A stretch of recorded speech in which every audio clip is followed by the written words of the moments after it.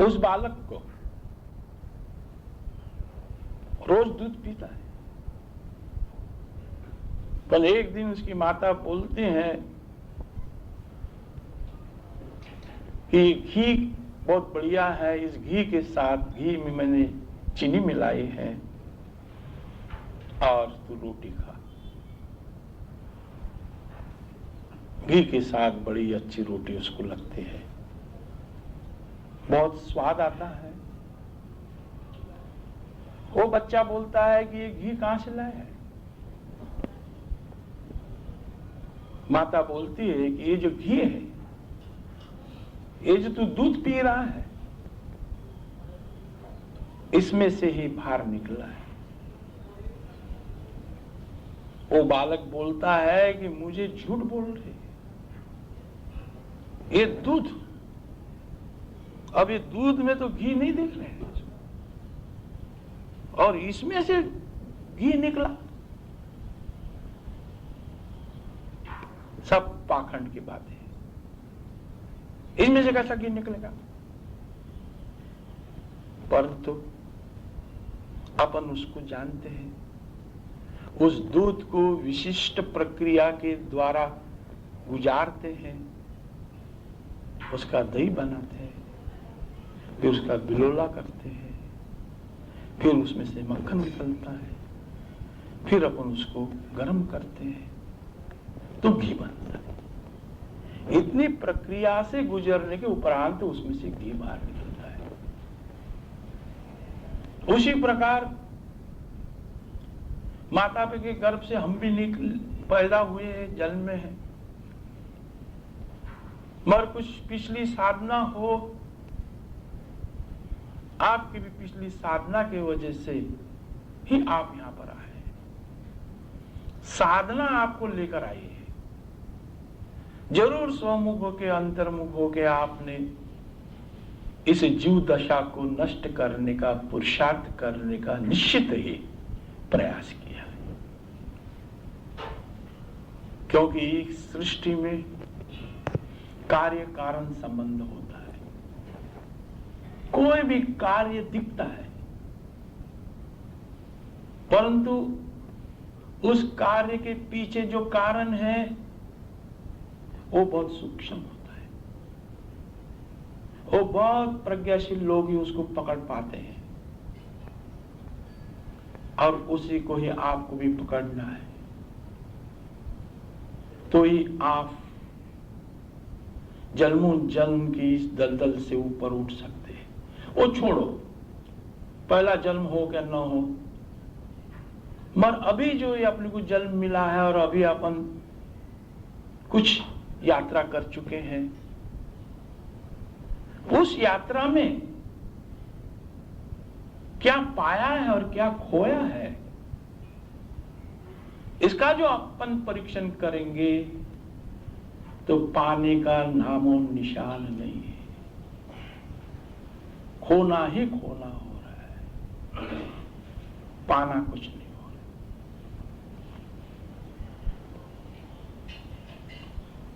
तो कुछ इन्हें गिने व्यक्ति जब खोजते हैं तो उन्हें परमात्मा क्या होगा और आत्मा क्या होगा ऐसा प्रश्न नहीं गिरता है। जिन्होंने भी इस पृथ्वी पर सत्य को खोजा है, उनके सामने भीतर से ये प्रश्न उठा है कि किस लिए मैं जन्म लिया हूं, क्या मेरा उद्देश्य होगा, क्या कारण होगा। और सर्वसामान्य लोग को जिस चीज के लिए टूट पड़ते हैं उसका आकर्षण नहीं के बराबर उस व्यक्ति के अंतःकरण में होता है। कुछ दुनिया के भीड़ से हट के कुछ करने की अंदर से ही प्रेरणा होती, जब तक कि आपके भीतर से वो प्रेरणा न हो, किसी के देने से या कहने से या समझाने से या बाहर से थोपने से ये निर्मित नहीं होती। वो अंदर ही होती है, अंदर ही होती है। और इसलिए वह खोज को निकलते निकलते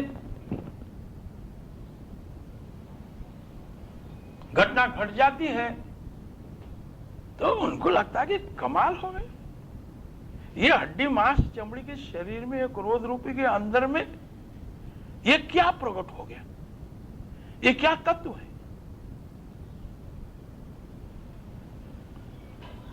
और वो तत्व में वो आनंद विभोर रहते हैं। फिर कुछ व्यवस्था होती है सृष्टि की कि जो मैंने पाया है, कुछ आपके जैसे कुछ खोजी होते ही है तो वो मिलते ही है। तो ये जीव में का आत्मा, उस आत्मा को प्राप्त करना नहीं। बात क्या होती है कि जहां आप है, जिस दलदल में आप है, उस दलदल को समझने की कोशिश करो, जानने की चेष्टा करो और चलने का पुरुषार्थ करो। दूसरों पर दोष मत दो। और रोने धोने से बात नहीं बनती है। विवेक को जगाना होता है, बोध को जगाना होता है।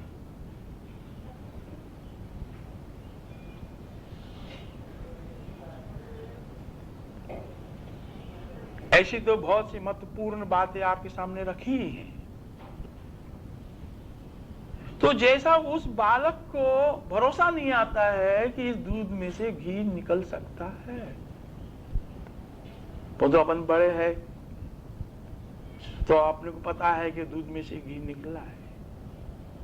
उसी प्रकार जो जानकारी नहीं लोग होते हैं, उन्हें वही जान पाते हैं कि इसके अंदर में जिसका शरीर से कोई भी लेन देन नहीं है, जिसका मन से तनिक भी संबंध नहीं है, ऐसा तत्व इसके अंदर में प्रकट होता है। और वो आप है, वो कोई आकाश में बैठा हुआ नहीं है, कोई जमीन में गड़ा हुआ नहीं है। इन तमाम को आप जो देख रहे हैं, ये जो मेरी धर्मवार्ता आप सुन रहे हैं, एक कर्ण द्वारा आपके भीतर प्रवेश करती है। और बुद्धि जो अधिष्ठान है उसमें भी वो शब्द जाते हैं, और उसके परे जो आप है वो इसको सुन रहे हैं। आप न शरीर है, न मन है, न बुद्धि है, आप केवल इसके पीछे जो है वो आप है।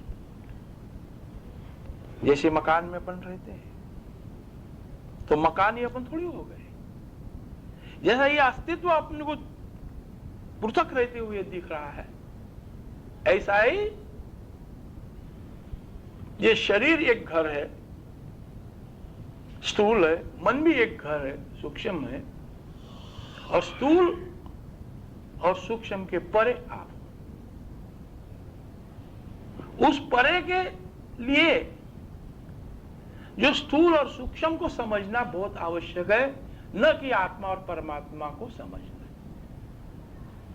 और इस स्थूल और सूक्ष्म को तो समझते ही नहीं, जानते ही नहीं है, और केवल आत्मा और परमात्मा की बातें कर रहे हैं। और यहां आध्यात्म डूब गया है, डूब गया। लाखों करोड़ों रुपए भागवत सप्ताह पर भारत में खर्च होते हैं। कभी किसी को ऐसा प्रश्न नहीं गिरता है कि सुन सुन कर क्या होने वाला है, और गपोड़ी बातें बीच में लगा देते हैं, लगा देते हैं। अजामल की बात आती है, सत्यनारायण करवाने वाले भी इस बात को बताते हैं, भागवत करने वाले भी इस बात को बताते हैं। क्या बताते हैं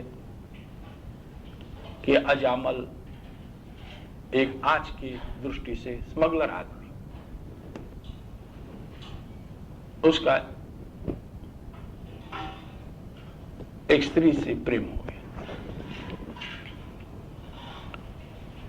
फिर बच्चा भी हो गया। अब दुष्ट आदमी, पैसे वाला, पैसा अपार उसके पास, तो लोग वो तो कुछ मानने को तैयार नहीं, आत्मा न परमात्मा न कुछ ना ये और वो और भगवान और ऐसा वैसा। तो बीच के पाखंडी लोगों ने क्या कर दिया, जब इसको बच्चा हो गया इसका नाम नारायण रख दो, नारायण नाम रख दिया, तो कम से कम नारायण नारायण तो बोलेगा। मेरा नारायण किधर गया, मेरा नारायण किधर, इतना स्मरण हो जाएगा। क्या बातें बना रहे हैं। फिर क्या हो गया कि कर्म धर्म संयोग से वो अजामल मूर्त शैया पर बैठा। अब मूर्त अवस्था में है, शरीर अभी छूटने की इसमें है, तो इसको तथाकथित धार्मिक लोग बोलते हैं अपन। उसने बच्चों को छुपा के रखा। अब स्वाभाविक है, बच्चे पर ममता होती ही है, तो इधर उधर देख रहा है, तो इधर उधर। अब मृत्यु शैया पर कीड़ा है, कंठ में से तो आवाज नहीं निकल सकता है, किधर है किधर, कुछ दिखे नहीं उसको, दिखाई नहीं, दिखे नहीं। बहुत जोर लगाया उसने अंदर से, और जोर लगा बोले कि मेरा नारायण किधर गया। लोगों ने ला गया और शरीर छोड़ गए। और गीता का वो श्लोक लगा देते हैं, अंत काले च मामेव स्मरण मुक्त्वा कलेवरम यह प्रयाति समद्भावम याति नास्तत्र संशय। श्री कृष्ण बोलते हैं कि अंत काले च मामेव, उसका अर्थ लगा दिया है कि शरीर छूटते वक्त में जो मेरा नाम लेता है, अब ये नारायण बच्चे का नाम ले लिया, वो स्वर्ग में गए। अब सोचने जैसी बात है कि बच्चे का नाम नारायण, ये भी उस परमात्मा को समझ में नहीं आता होगा और वो स्वर्ग दे देता होगा, अपना पद दे देता होगा। ऐसा परमात्मा अपने को फोकट में नहीं चाहिए। क्या इतनी बातों से लोगों के दिमाग कचरा कर दी लोगों ने, ये बीच के लगा। अब अंत काले च मामेव स्मरण मुक्त्वा कलेवरम, अंत काले च मामेव का मतलब है कि हर क्षण आपका जन्म हो रहा है, हर क्षण आपका अंत हो रहा है। सांस बाहर जा रही है, अंत हो रहा है, और इस जन्म और मृत्यु के बीच में एक महिम, एक घटना होती है, महिम, एक क्षण होता है। अंत काले च मामेव स्मरण मुक्त्वा कलेवरम, कलेवरम बोले तो इस शरीर को बोला है। स्मरण का मतलब यह है कि मेरे में वो जो साक्षी प्रकट हो गया है वो आप में भी है, उसका स्मरण कर, उसमें रुक तू। दो क्षण के बीच में स्मरण बोले तो कृष्ण कृष्ण नहीं बोलना है, स्मरण बोले तो नारायण नारायण नहीं बोलना है, स्मरण बोले तो चक्रधर चक्रधर नहीं बोलना है, कबीर कबीर नहीं बोलना है, नानक नानक नहीं बोलना है, यीशु यीशु नहीं बोलना है। जो आपको विस्मृति हो गई है कि आप ही दृष्टा हो, आप ही साक्षी हो, आप ही अजन्मा हो, आप ही अविक्रिय हो, आप ही अमूर्त हो, आप ही शुद्ध हो, आप ही केवल हो, आप ही सच्चिदानंद हो। इसकी विस्मृति हो गया। अंत काले च मामेव स्मरण मुक्त्वा कलेवरम, स्मरण मुक्त्वा यानी कि ये जो कलेवर है ये मूर्त है, ये अभी अभी ढलेगी, अभी भी ढल सकती है, ये मूर्त है, बोल नहीं सकती।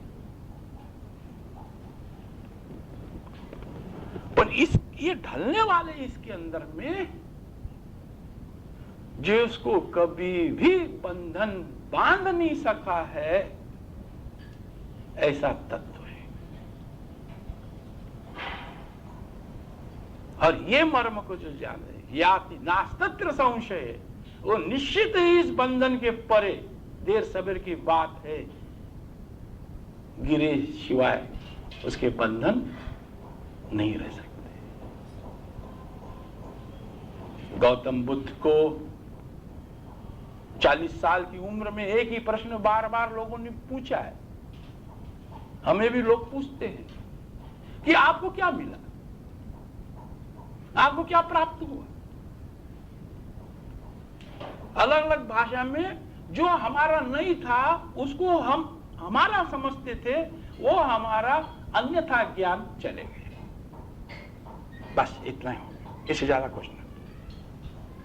शरीर मेरा समझता था, मैं शरीर में कुछ तकलीफ हो जाए तो मुझे तकलीफ होगी, ऐसा मैं समझता था। मेरे मन में कोई भी भाव आ जाए तो मुझे लगता था कि मुझे भाव आया है। मुझे कोई वृत्ति का प्रकटीकरण हो जाए तो मुझे लगता है कि मुझे वो वृत्ति प्रकट हुई है। ये जो अन्यथा ज्ञान जो है, ज्ञान का मतलब है जो जैसा है वैसा जानना, उसको ज्ञान बोलते हैं। इसके विपरीत हो अन्यथा ज्ञान हो। इसी अन्यथा ज्ञान से व्यक्ति भरा है। ये अन्यथा ज्ञान जो है वो दूर हो जाता, और जो मिला है वो पहले ही मिला था, पहले ही मिला था। वो कोई किधर से चले गया था, ऐसी कोई बात नहीं। आपको भी मिला ही है, पर तो इतना है कि आपको उसकी प्रचिति नहीं हो रही है, हमें उसकी प्रचिति हुई है। इतना ही फर्क है आप में और हमारे में, कोई ज्यादा दूरी नहीं है, ज्यादा अंतर नहीं है।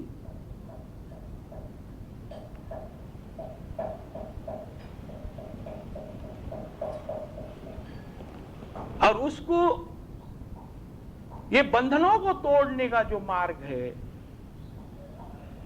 ये बहुत क्रूरता से तोड़ने का मार्ग नहीं है, शत्रुता से तोड़ने का मार्ग नहीं है, द्वेष और ईर्ष्या से तोड़ने का मार्ग नहीं है। कोई वृत्ति प्रकट हो जाती है तो शत्रु बोलते हैं। ये षड्रिपु को षड्रिपु बोलते, शत्रु। ये किधर से आगे को समझ में नहीं आया, ये शत्रु क्या मतलब? वो शत्रु है ही नहीं, सरासर झूठ, वो मित्र है अपने। क्योंकि उनके रूपांतरण से अपन अपने को जानने वाले हैं। जो अपने को संयोगी बन सकता है उसको अपन शत्रु कैसे कहेंगे? और सब लोगों ने उसको बोले शत्रु बोल दिए। काम शत्रु, क्रोध, लोभ, मोह, अहंकार। और वो फिर जब भी क्रोध प्रकट हो जाता है शत्रुता के भाव से देखता है, जब भी सेक्स प्रकट हो जाता है शत्रुता के भाव से देखता है। शत्रुता के भाव से देखने की जरूरत नहीं।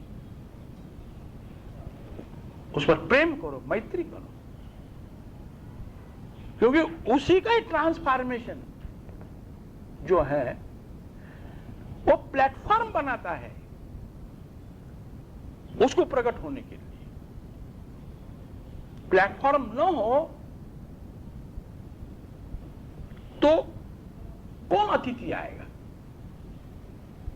तो प्लेटफॉर्म का मतलब यह है कि ये जो वेग रहता है ना, वेग, जबरदस्त वेग रहता है। थोड़ा सा कुछ हो गया तो क्रोध आ जाता है, थोड़ा सा कुछ हो जाता है अहंकार आ जाता है, थोड़ा सा कुछ हो जाता है लोभ आ जाता है, थोड़ा सा कुछ हो जाता है सेक्स आ जाता है, थोड़ा सा कुछ हो जाए तो ईर्ष्या आ जाती है, एकदम से आ जाती है। ये वेग जो है ये कम होते आधे, और आधा तो वो प्रकट होने के बाद ही होता है, उसके पहले से किसी का हो ही नहीं सकता है, संभव नहीं है, संभव नहीं। प्रचिति के बाद है, कोई सादी बात नहीं है, खाने की थोड़ी बात है। वो प्रकट हो जाएगा ना। आधा काम होता है साधना से, ये विधि से, और आधा जो है वो प्रकट होने के बाद ही होने वाला है। क्यों? कि जैसा किसी ने आपकी बोले तो निंदा करी, समझ लो, या आपके चारित्र पर चिटे उड़ाया है, उस वक्त आदमी ज्यादा तिल मिलाता है। हो गए अंदर अभी तिल मिलाप शुरू हो गई है। अब उस तिल मिलाप को किसके सहारे आप उससे परे होने का प्रयास करेंगे, तो वो जो प्रकट हो जाता है उसके साथ रह जाता है, ये तृतीय नेत्र खुल जाता है और उसके साथ रह जाता है। तो धीरे धीरे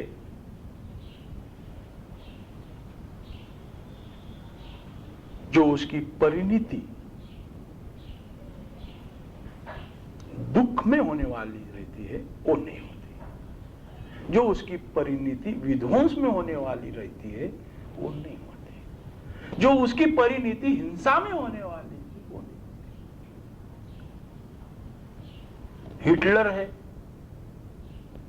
स्टालिन है, इन्होंने 1-1 करोड़ लोगों को मरवाया, 1-1 करोड़ लोगों को, भूत घुस गया है।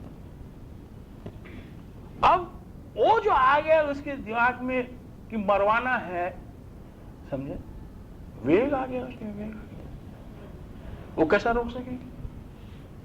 कोई दूसरा अल्टरनेटिव है ही नहीं उसके पास में। एक बात तो आधा जो है इसमें साधना से क्या हो जाता है, वेग जो है ना वो ब्रेक लगता है उसमें, ब्रेक। निर्मूलन जो है वो तो प्रकट होने के बाद ही होगा। इसलिए सभी शास्त्रकार ने बोला कि आत्म प्रचिति फिर ईश्वर प्रचिति। मेरा ये कहना है कि आप इनमें आत्म प्रचिति हुई कि आपको आत्म प्रचिति कब होंगी? आत्म प्रचिति का मतलब है कि थोड़ी देर के लिए क्यों ना हो जाए, स्वयं को, स्वयं का अनुभव, उसको बोलते हैं आत्म प्रचिति। फिर ईश्वर प्रचिति और उसके बाद में गुरु प्रचिति होंगी। गुरु को आप कैसा जानेंगे? जब तक कि आप स्वयं नहीं, वो घटना घटती है, आप गुरु को जानना बहुत मुश्किल है, नहीं जान सकते, नहीं जान सकते। आपके पास में क्या बैरोमीटर है, कैसा जानेंगे आप, बताओ? क्योंकि कोई भी सदगुरु जो है कोई रूढ़ी परंपरा धारणा उसमें बैठता नहीं है, वो वर्तमान में क्षण में जीता है,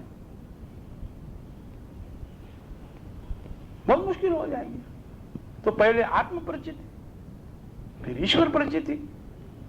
आत्मा और ईश्वर प्रचिति का मतलब इतना है कि आत्म प्रचिति का मतलब है कि थोड़ी देर के लिए प्रचिति,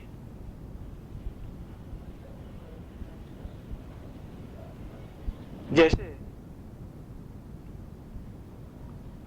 एक जल से भरा हुआ पोखर है। पोखर का मतलब होता है तालाब, बहुत सुंदर पानी उसके लिए, शुद्ध बिस्लरी वाटर भी उसके सामने कुछ नहीं, मगर उसके ऊपर में क्या हो गया कि हरी बाबुल आ गई, पानी नहीं दिखता है। और एक तुषाहारी को इतनी जम के प्यास लगी और वो उस तालाब के बाजू में, तो उसने तो देखा तो ऊपर सब हरा हरा ही दिखा उसको, तो उसको लगा कि हरा हरा है ये, इसमें कोई पानी नहीं होगा, तो प्यास जम के लगी। फिर उधर से एक व्यक्ति आ रहा था, उसको पूछा कि भाई मुझे बहुत प्यास लगी, इधर कुछ कुआं हो, कोई तालाब हो तो बताओ। अरे अरे तू तो यहीं बैठा है यहाँ पर, ये तो पानी है, ये पानी है, पानी तो कुछ नहीं दिख रहा। अरे बोले सीधे हाथ से थोड़ा सा ऐसा कर और लेफ्ट हाथ से ऐसा कर, देख पानी का। उसने ऐसा किया, ऐसा किया, पानी पानी पे। उस प्रकार से मण कर्म निवर्तल्याविन जो कृपेशि पात्र ने, मण कर्म, कर्म बोले तो क्या है कि बार बार जन्म लेने की श्रृंखला का संग्रहीकरण, उसको बोलते हैं कर्म। और मण उसको बोलते हैं कि बार बार, अभी वो विषय बहुत कठिन है मगर सुन लो, कि अंतराल में भी जिसे स्वर्ग बोलते हैं, क्षीराब्दी बोलते हैं, कैलाश वैकुंठ बोलते हैं, ऐसे ठिकान है। तो वहां पे जिस कारण से जाते हैं उसको एक पारिभाषिक शब्द है ठप्पे, चिन्ह, चिन्ह। वो हरे पीले नीले वो रंग रहते हैं, वो जीव स्वरूप पर रहते हैं। और ये शक्ति जो है, ये सृष्टि की व्यवस्था करने वाले रहते हैं, वो और उनको वो रंग दिखते हैं, वो रंग के अनुसार उसको ये योनि में, वो योनि में, इधर उधर ले जाके उसको व्यवस्था करते हैं। और कर्म बोले तो बार बार मनुष्य योनि में आने के ठप्पे।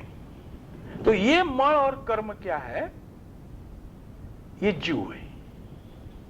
ये मण और कर्म जो है उसके अनुसार वो थोड़े देर के लिए हट जाते हैं, एकदम नक्शिकांत आपका स्वरूप प्रकट हो जाएगा, आत्म प्रति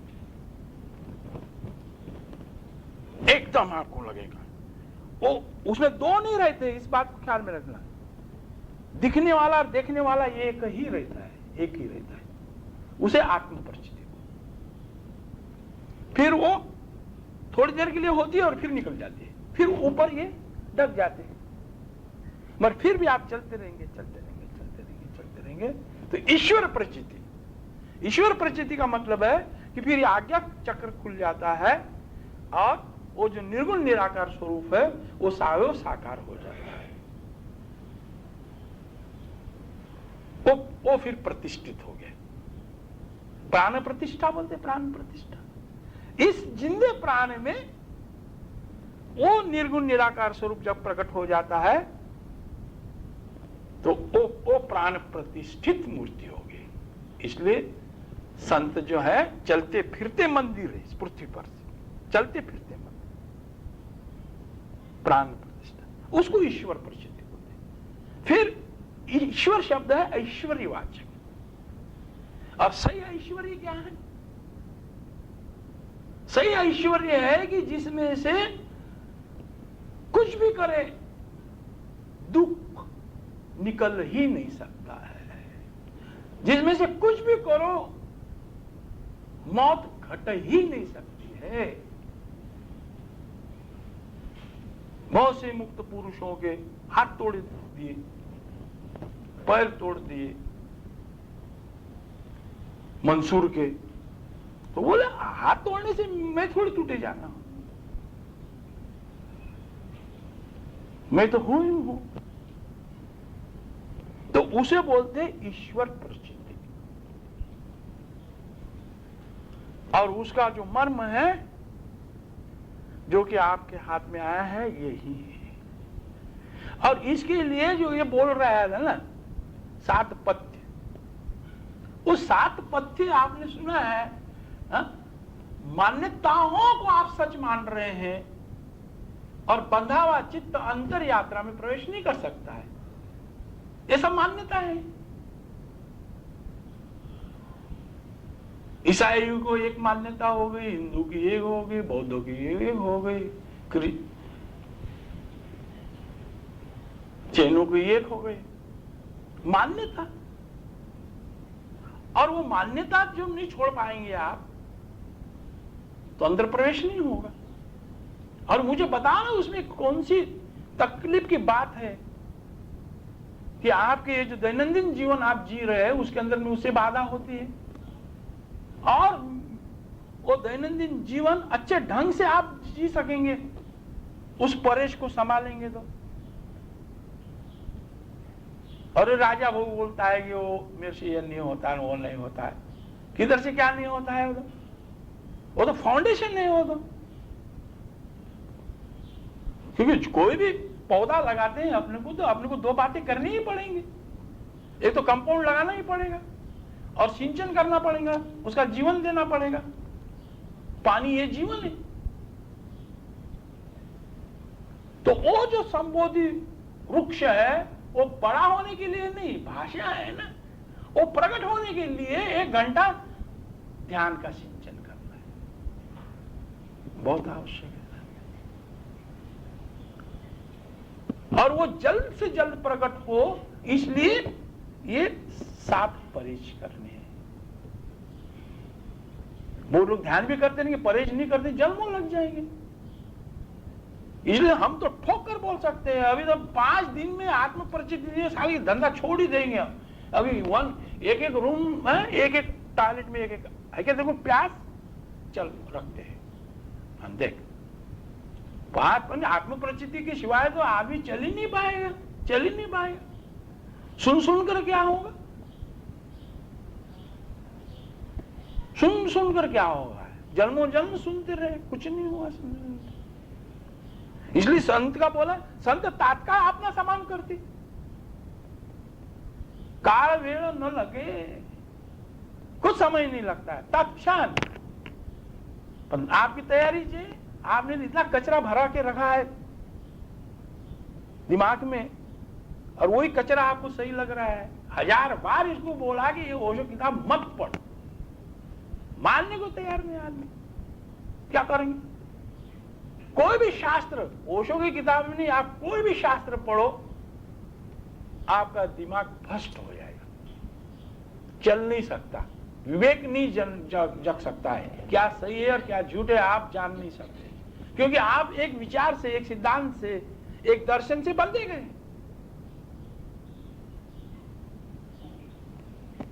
एक ने प्रश्न किया मुझे,